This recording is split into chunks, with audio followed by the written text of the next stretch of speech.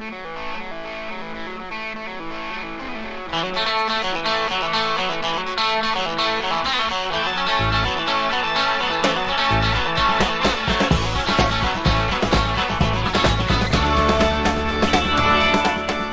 I'm John DeBella, and this is your Classic Rock Update. And this week, we start out with U2 bassist Adam Clayton. It seems he's going to sue the band's business manager, Gabby Smith, and two other accountants who were there because of negligence. He is out a lot of money. How did he lose all of this money? It was ripped off by his housekeeper. How much money did she steal? $2 million. Carol Hawkins managed to start by taking a couple of thousand a day and ended up stealing $2 million.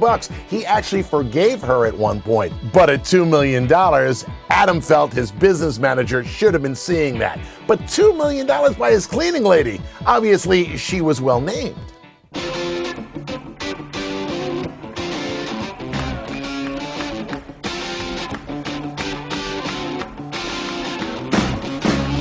Ron Wood says the door is wide open for Rod Stewart to rejoin the reunited Faces in the near future. Wood, along with co-founders Ian McLaughlin and Kenny Jones, will perform this August in Sussex, along with Simply Red singer Mick Hucknall and the Sex Pistols bassist Glenn Matlock. Woody went on to explain that Rod had to sit out due to scheduling clashes, not bad blood. To quote him, "We haven't ruled Rod out, it's just that his schedule is totally crossing over exactly when we wanted him." Speaking of Ron Wood, he has been forced to evict the widow of his brother Art from a house that he bought for them in 1991. It seems that he has to give half of everything he owns to his ex-wife Jo, and this house is included. It's a $900,000 home, and Woody feels terrible about it. According to an unnamed source, Ronnie is so devastated by the entire thing, he can't even bring himself to speak to his sister-in-law Angela. The first of John Mellencamp's two summer releases hit stores this week, the 54-song box set titled The Rural Route 7609. Now, what that means, according to John, is, well, his first album came out in 1976, and his most recent album came out in 2009, and the rural route is what he takes. So it's The Rural Route 7609. It's like an address. But in August, we'll see his second release of the summer, a brand new CD called No Better Than This. Max Weinberg has confirmed what has been a rumor for a very long time. There is an E Street Band version of Bruce Springsteen's 1982 solo effort, Nebraska. He told Rolling Stone magazine it really kicked ass. It was really just a rockin' album, but Bruce decided to put it out as an acoustic. Somewhere in a recording studio in America, that album exists, and one day we might get to hear it. Now, cue the spooky music.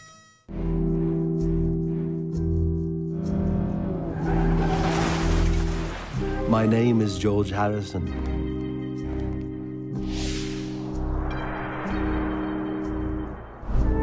The Beatles were a worldwide phenomenon.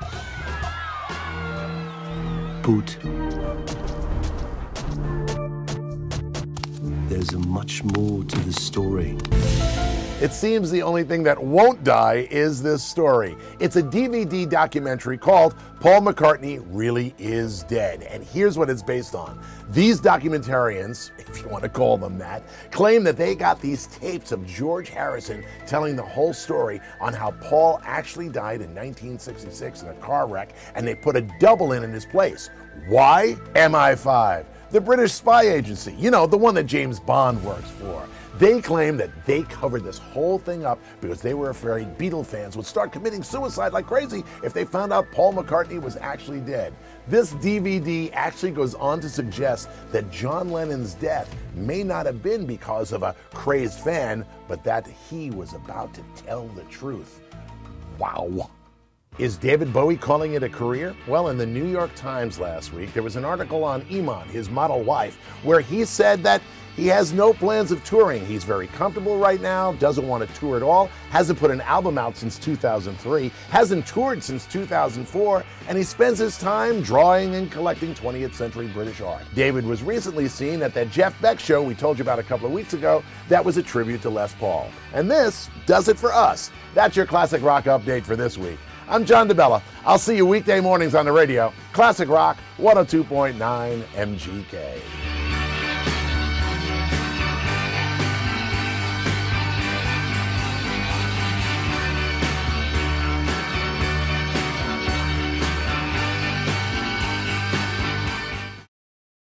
Grr.